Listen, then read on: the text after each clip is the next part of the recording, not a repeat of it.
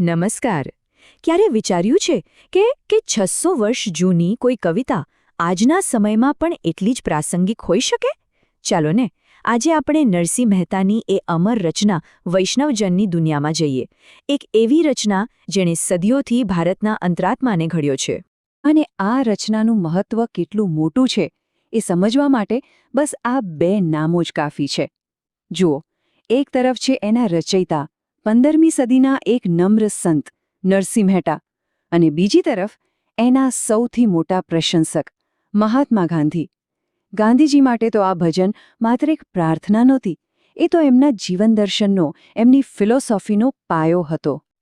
તો પછી આ ભજનમાં એવું તો શું છે જે એને આટલું ખાસ બનાવે છે? વેલ, એ એક બહુ જ મૂળભૂત સવાલનો જવાબ આપે છે. સવાલ એ છે કે એક આદર્શ માણસ, એક સારો માણસ કોને કહેવાય? અને બસ આ જ છે વૈષ્ણવજનનો સાચો અર્થ.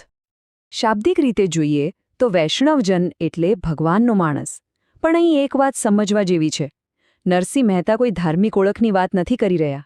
ના, એમના માટે તો વૈષ્ણવજન એટલે એક આદર્શ મનુષ્ય, એક એવો માણસ જેના સારા ગુણો કોઈ ધર્મ, જાતિ કે સરહદના બંધનમાં બંધાયેલા નથી. તો સવાલ એ જ છે કે આ આદર્શ વ્યક્તિના ગુણો શું છે? કેવા ગુણો? નરસિંહ મહેતા આપણને કેવા બનવા માટે પ્રેરણા આપી રહ્યા છે? ચાલો આ ભજનની અંદર જઈને એનો જવાબ શોધીએ.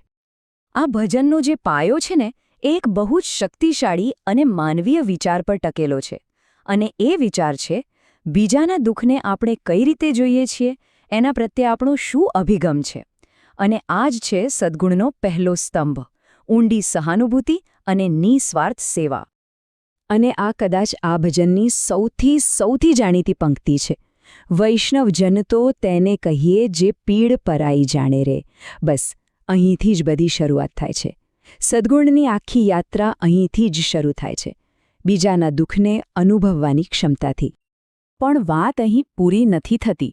નરસિંહ મહેતા એનાથી પણ એક ડગલું આગળ જાય છે. એ કહે છે, પર દુઃખે ઉપકાર કરે તોય મન અભિમાન ન આણે રે. મતલબ કે સાચો સદ્ગુણી માણસ ખાલી બીજાની મદદ નથી કરતો, પણ એ મદદ કર્યાનો સહેજ પણ ગર્વ કે અહંકાર મનમાં આવવા દેતો નથી. આ છે ખરી નિસ્વાર્થ સેવા. તો સહાનુભૂતિ પછી આવે છે બીજો, એટલો જ મહત્વનો ગુણ, અને એ છે અડગ પ્રામાણિકતા. અને આ પ્રામાણિકતા ખાલી બીજાઓ માટે નહીં, પણ પોતાની જાત માટે પણ હોવી જોઈએ. આ છે સદ્ગુણનો બીજો સ્તંભ. નરસિંહ મહેતા આના મૂળમાં જઈને કહે છે, વાંચ, કાચ, મન નિશ્ચલ રાખે. આ 3 શબ્દોમાં જ બધું આવી ગયું. વાંચ એટલે વાણી, કાચ એટલે ચારિત્ર્ય કે કર્મ, અને મન એટલે આપણા વિચારો.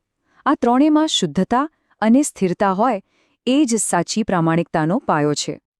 એક રીતે જોઈએ તો આ ત્રિવિધ શુદ્ધતા છે: વિચાર, વાણી અને કર્મ. જ્યારે આ ત્રણેય વસ્તુઓ એક જ લાઇનમાં હોય, એકબીજા સાથે સુમેળમાં હોય, ત્યારે જ સાચી પ્રામાણિકતા આવે છે. એટલે કે જેવું આપણે વિચારીએ છીએ એવું જ બોલીએ, અને જેવું બોલીએ છીએ એવું જ કરીએ. અને નરસિંહ મહેતા ખાલી ફિલોસોફી નથી આપતા, એ વ્યવહારુ વાત પણ કરે છે. જેમ કે સકળ લોકમાં સહુને વંદે, નિંદા ન કરે કેની રે. મતલબ દરેકનો આદર કરો, કોઈની પાછળ વાત ન કરો. અને બીધું, પર ધન ન વઝાલે હાથ રે. બહુ સીધી વાત છે. જે આપણું નથી એની તરફ નજર પણ ન નાખો.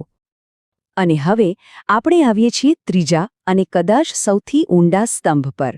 એ છે ડહાપણભર્યો વૈરાગ્ય. આ ગુણનો સંબંધ આપણી બહારની દુનિયા સાથે ઓછો અને આપણી અંદરની દુનિયા સાથે વધારે છે: લોભ અને આસક્તિથી આઝાદી. આ પંક્તિઓ એ જ આંતરિક આઝાદીની વાત કરે છે. મોહ માયા વ્યાપે નહીં જેને, દૃઢ વૈરાગ્ય જેના મનમાં રે. જે માણસ મોહમાયાના બંધનમાંથી છૂટી ગયો છે, જેના મનમાં એકદમ પાક્કો વૈરાગ્ય છે, એ જ સાચા અર્થમાં સ્વતંત્ર છે. આ ખરેખર એક જ્ઞાની જેવી અવસ્થા છે. લોભ અને મોહથી સંપૂર્ણ મુક્તિ, દુનિયાના સુખોથી અલિપ્ત રહેવું. અને આનું પરિણામ શું? પરમ આંતરિક શાંતિ. કદાચ બીજા બધા સદ્ગુણો કેળવ્યા પછી જે મળે એ આ જ છે. તો આ આખી વાત પરથી આપણે શું શીખ્યા? એક વાત તો સ્પષ્ટ છે: આ કવિતા ખાલી ઇતિહાસનો એક ભાગ નથી. એ આજે પણ એટલી જ કે કદાચ એનાથી પણ વધારે પ્રાસંગિક છે? ચાલો આના મુખ્ય સંદેશને ફટાફટ ફરી એકવાર જોઈ લઈએ. તો આ રહ્યા એ 3 મુખ્ય સ્તંભ. પહેલું, સહાનુભૂતિ, જેનું પરિણામ છે અભિમાન વગરની સેવા. બીજું, પ્રામાણિકતા, જે વિચાર, વાણી અને કર્મની શુદ્ધતામાં દેખાય છે. અને ત્રીજું, વૈરાગ્ય, જે આપણને લોભ અને આસક્તિથી મુક્ત કરીને સાચી આંતરિક શાંતિ તરફ લઈ જાય છે. અને બસ આ જ કારણ છે કે 15મી સદીમાં લખાયેલું આ ભજન આજે 21મી સદીમાં પણ એટલું જ શક્તિશાળી અને પ્રાસંગિક છે. એ માત્ર એક કવિતા નથી, એ તો એક સાર્થક જીવન કેવી રીતે જીવવું એની એક ગાઈડબુક છે. ચાલો આ સફરને અંતે એક વિચાર સાથે છૂટા પડીએ. 6 સદીઓ વીતી ગઈ છે. આજની આ ભાગદોડભરી દુનિયામાં નરસિંહ મહેતાએ બતાવેલા આ ગુણોમાંથી કયો ગુણ એવો છે જેની આપણને સૌથી વધુ જરૂર છે? સહાનુભૂતિ, પ્રામાણિકતા કે વૈરાગ્ય? આનો જવાબ કદાચ દરેક માટે અલગ અલગ હશે, ખરું ને?